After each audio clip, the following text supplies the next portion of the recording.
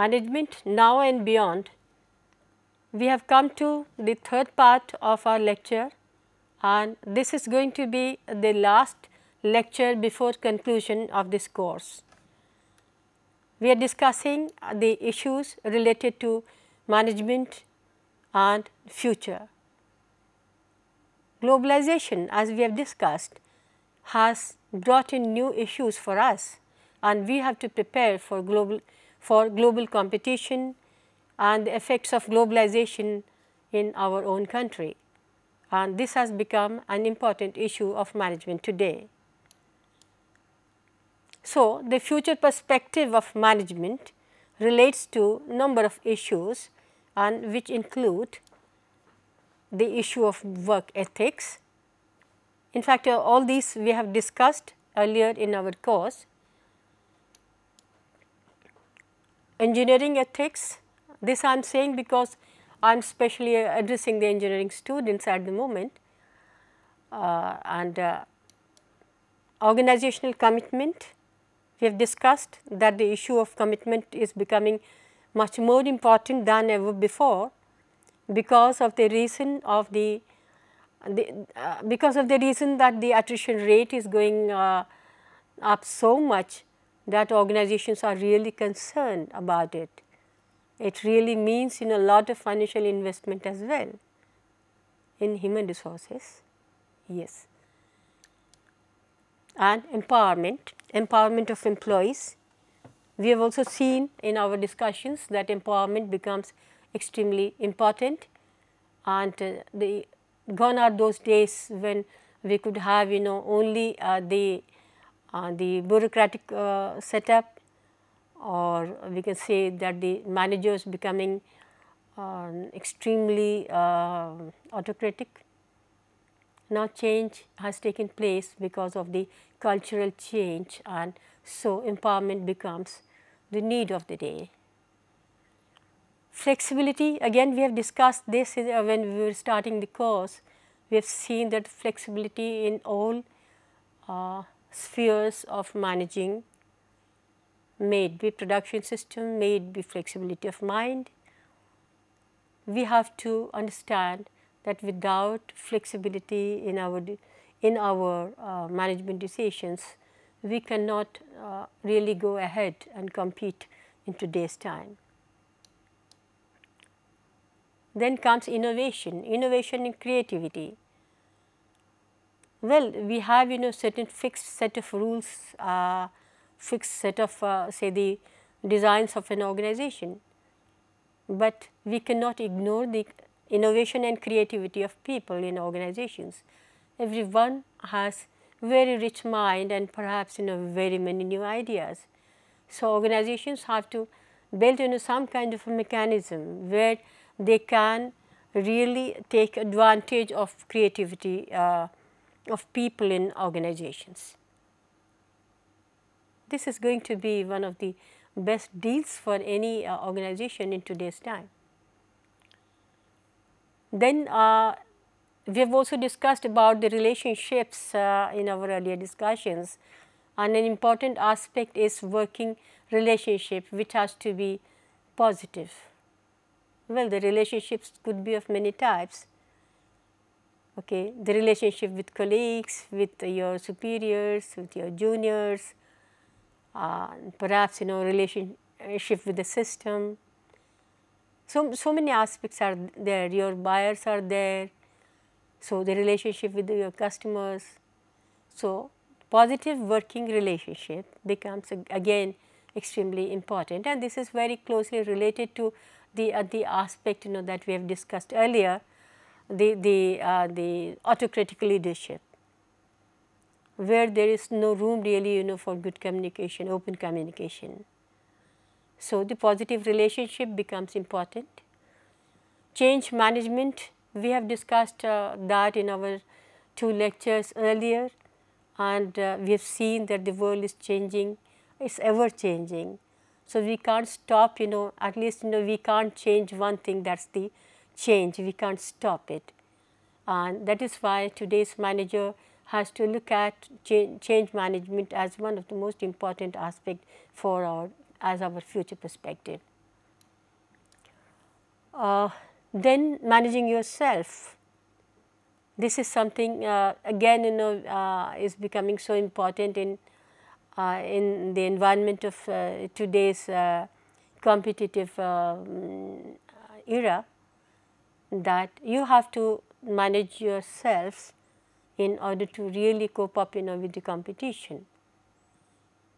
We have never given perhaps so much importance to that than is being given today, and in order to develop yourself, managing yourself, the personality development issues become extremely important. Quality, productivity and operations management become very important. And today I am also going to discuss with you the issue of quality, productivity and operations management. At this point, I would like you to share with me one of the valedictory lectures of Professor Premvrat on productivity, quality and related to operations management. Professor Premvrat has been a professor at IIT Delhi and director of IIT Roorkee, and currently he is also director of the Technological University of Roorkee, an expert in this area, and we had the opportunity of his views on productivity and quality and operations management in one of the international conferences that we had organized. And so I thought you could share his views along with us. So over to the excerpts from Professor Premvrat's speech, valedictory speech on quality and productivity. So that was an excellent analysis presented by Professor Premvrat on quality and productivity. Then we move on to the issue of recruitment and selection. We have seen that the human engineering approach is becoming an extremely important approach in today's time, where we are trying to match the individual to the job rather than the other way around, and also trying to select him and do the placement according to the perhaps the qualities of the person. This is the approach that we have to use also in our future successful organizations, because we know that people are different, people are valuable assets of the organization, and so we have to really put them in the right kind of a role which they can play. The issues that which have emerged earlier also are the issues of financial management, the project management, information and knowledge management, leading teams, and managing for results. When we are looking at managing for results, I would also like you to share with me one of the eminent persons, Dr. Vinay Bharatram's observations about managing. And here this was part of one of the valedictory speeches which he gave at IIT Delhi. And as you know, in fact, I do not need to introduce him, but let me just say a few words about Professor Dr. Bharatram. Vinay Bharatram, Dr. Vinay Bharatram, yes, I am talking about him, is chairman of the DCM group, and they are working in the sectors like textiles, engineering, real estate, information technology, and many more. In fact, many more sectors. The organization, and that is an old organization, and he is chairman of the DCM group. He has written a book, The Theory of Global Firm, and here he has analyzed most of these aspects of future management, looking at from the view from the view of an economist or financial from the financial perspective. And Professor Amartya Sen observed that the book is an imaginative book, and this is having beaming pure theory and the real world analysis. And so, we have to look into the theory of the global firm, which Dr. Vinay Bharatram has written. But for now, let us see what he is saying in terms of quality, productivity, management, and perhaps the future of management.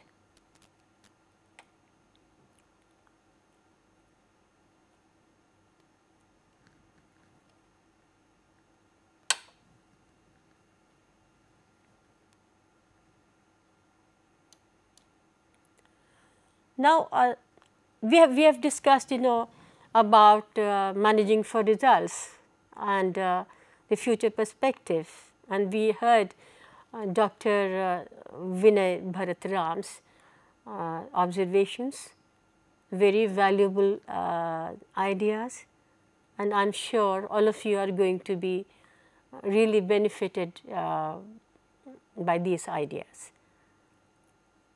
So, looking at the future and looking at the management in the near perspectives. There are number of other issues which might come up when we are looking at management now and beyond. One important issue is the issue of training and development for high performance. In fact, we have discussed about training for high performance earlier also. Here I would like to emphasize on another issue which is coming up in the recent years, that is the issue of multi-skilling of the workers. If we go in for over specialization, sometimes it may so happen that the machine is perhaps remaining idle because there is no operator, because one operator does not know how to operate the other machine. This is just one simple example I am giving you, but multi-skilling may mean many more things. That means one person who can do more than one job. So, that is becoming an important issue in the training and development, which as a future perspective managers could consider. Here again this model has been discussed earlier in one of the lectures, and once again I am going to show you this model just to say that an important aspect of the whole HRD activity is, one is the formal way we are developing the HRD issues, and the other aspect of that is that we create a culture, a work climate where people learn and there is an ecological succession taking place. This term ecological succession is coming from the literature of environment and ecology, and the idea of ecological succession is that when the climate is very volatile, when the climate is very volatile, then the change is faster. And when we look at the industrial scenario in our own country, we can see that at the moment we are just going ahead, and the world is looking forward to India in terms of a real developing a power. We are really making a place for ourselves in the world, in the eyes of the world. So, the ecological succession aspect, when we introduce here, then we find that the possibility of HRD becomes manifold, beneficial to the whole organization. So, the idea is that keeping in view the aspects of all other aspects which I have tried to list in this particular model.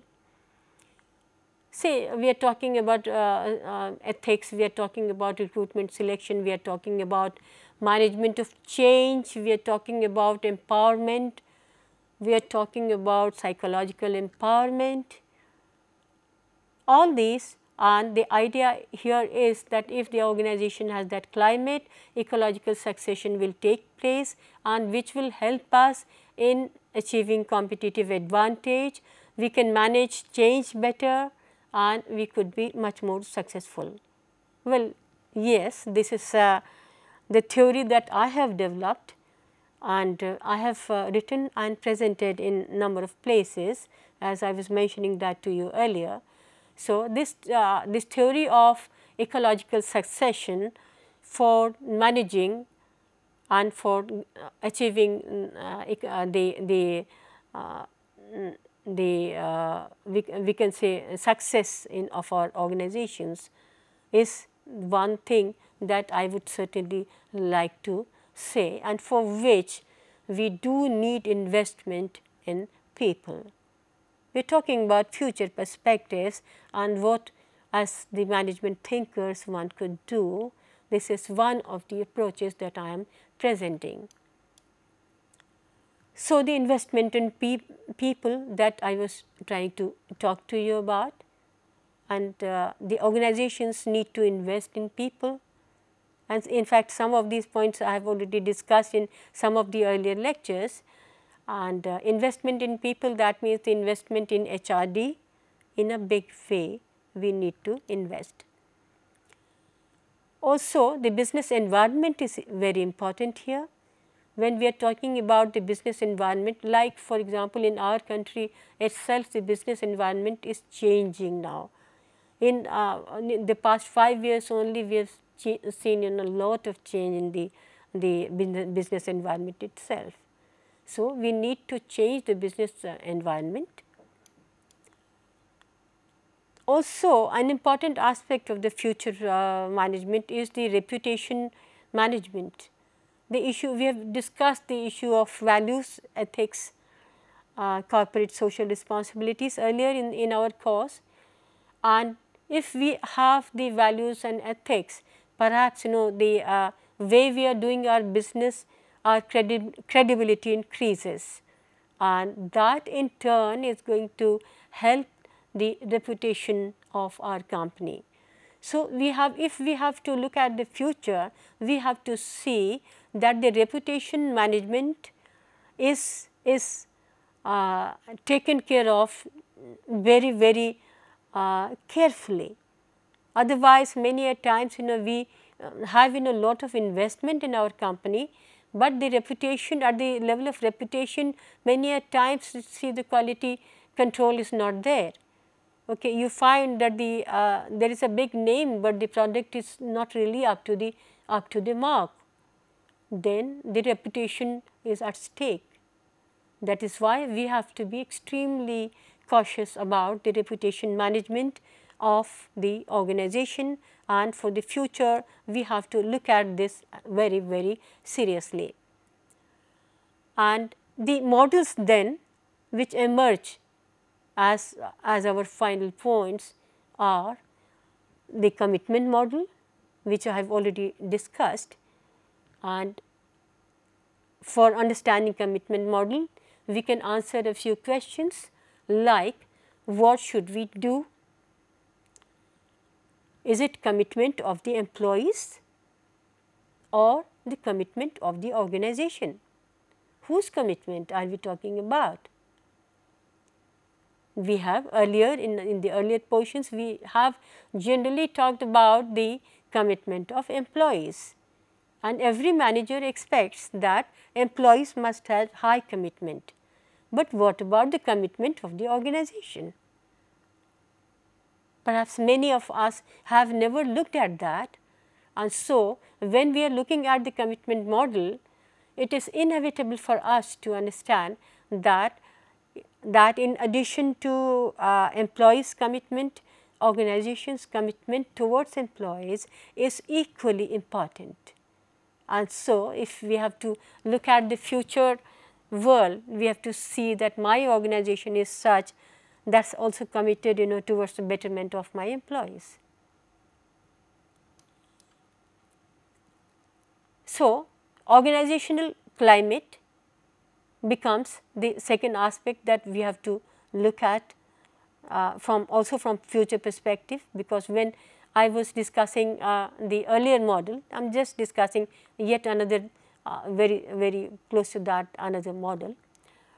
That is the organizational climate where people are encouraged to improve their own and other people's performance.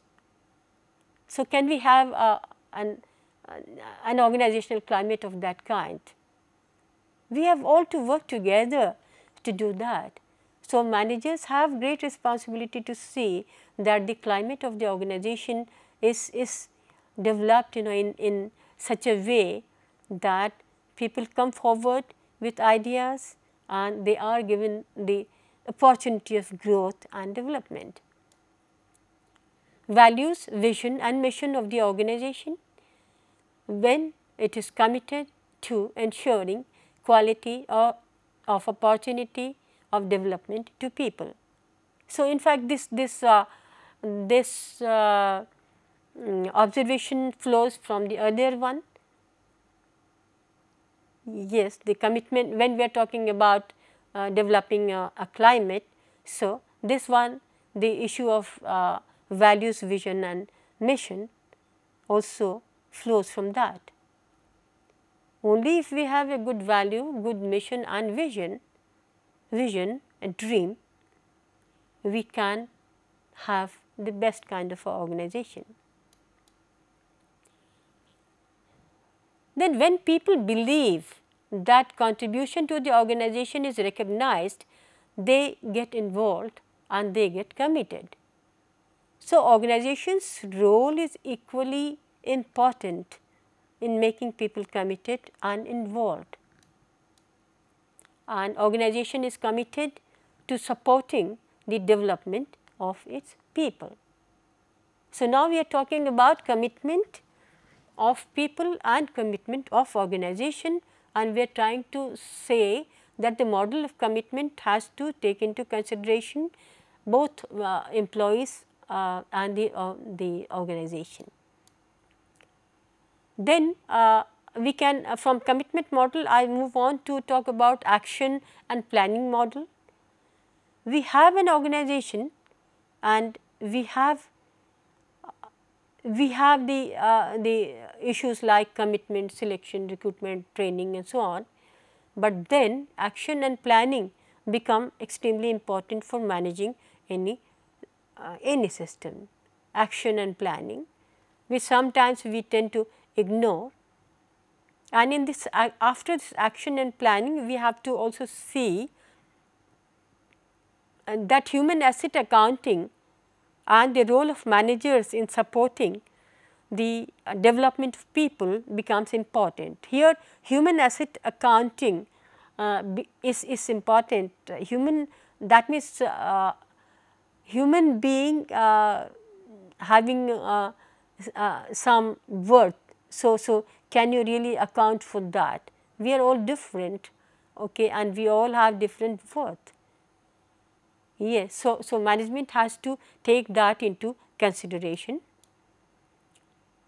People understand how they contribute to achieving the organization's mission, aims and objective. Yes, and clear and well defined objectives of the organization, a plan with clear aims and objectives which are understood by everyone.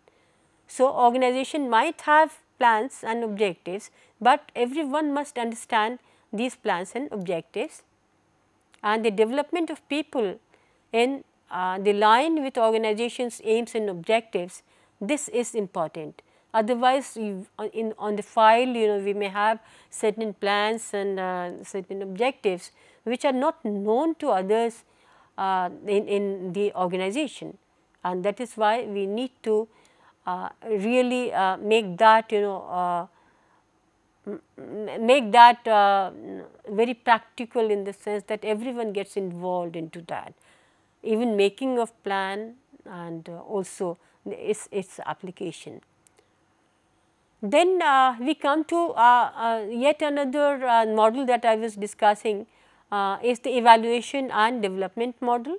We have already discussed about the HRD and investment in people, and here when we are looking at this model, organizational culture, this emphasizes on organizational culture, where people understand the impact of development of people and of performance of the organization, their teams and the individuals.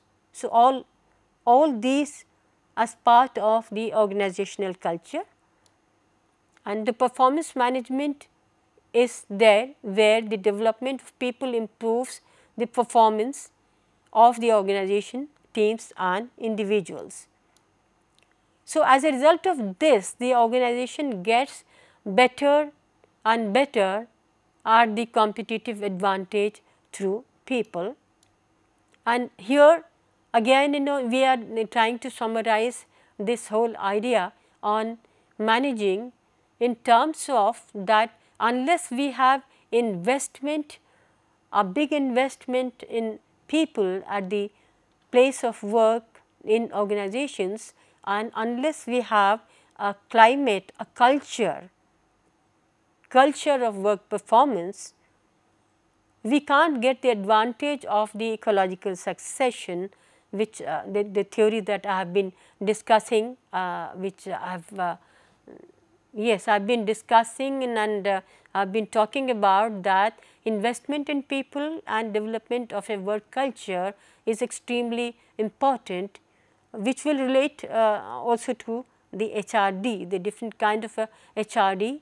Formally, we give them some trainings and some exposures, and also create a climate where there will be ecological succession. And we have seen in the past that in the countries where the work culture is extremely developed and matured, the work performance also is important. For example, when we are talking about different kinds of say the reward and punishment strategy, or the legal procedures, its implementation, or we are talking about the different kind of evaluation mechanism, the feedback mechanism. We have seen that if work culture is such, there is an ecological succession, and there is much better performance in the years to come. So, we can follow this aspect as the future perspective of management. So, when we are coming to the end of this discussion, let me once again say that when we are trying to manage an organization, we have to remember that an organization is a dynamic entity which has people, society, infrastructure, change. Okay. So, you understand the dynamic, we have discussed that dynamic society, the dynamic entity earlier in our discussions. So, change should be on lines of management of change which we have discussed, and to be flexible in nature. And the issue of profitability is important. We have discussed again that earlier in our course, but but the profitability, we do not have to consider that as just a slice of time, but it has to be seen on a continuous basis. Yes, and the profitability is not the sole criterion. We have number of other criterion which are take into consideration the various types of OD activities, management of change, performance appraisal systems, and the climate that has very open communication and so on. So, without effective management of change strategies, one cannot bring about organizations' profitability and sustainability, which I was just discussing now. And so, the HRD and training become extremely important, and there are certain strategic values of training and development which in a very brief terms I would like to give you some ideas about the strategic values as to why invest in people, why invest in HRD, and what implications those who have those things have. See, when we are talking about this, we are not really saying that we do not need the other aspects of managing. We need all other aspects of managing, but above all we have to see that because we get results through people, we have to invest in people. That is the idea I am trying to share with you. So, in reality most organizations adopt a mix and the competitive business strategies, and training and development activities are actually directed to meeting multiple objectives. One of the examples that I have given here is of the fast food industry, the multiple objectives of a business and of the social need and whatever. Okay, there are number of objectives that fast food industry perhaps has. So, I just had that in my mind, so I give that. In India, that is an industry which is also developing very fast. The greatest advantage emphasized in training technologies which occurs in organizations that mostly highlight value on their human resources to sustain a competitive advantage. To achieve competitive advantage, training and development has a strategic value in terms of survival and growth of the organization. We have seen that the profitability in this slice of time is not important, but the survival and growth in today's global scenario is important. So, training and development help us in the process of survival and growth. Successful organizational coping then, that means if organization has to survive in today's global scenario, today's competitive world, then it will mean that we have to cope up with all these competitions and survive and grow.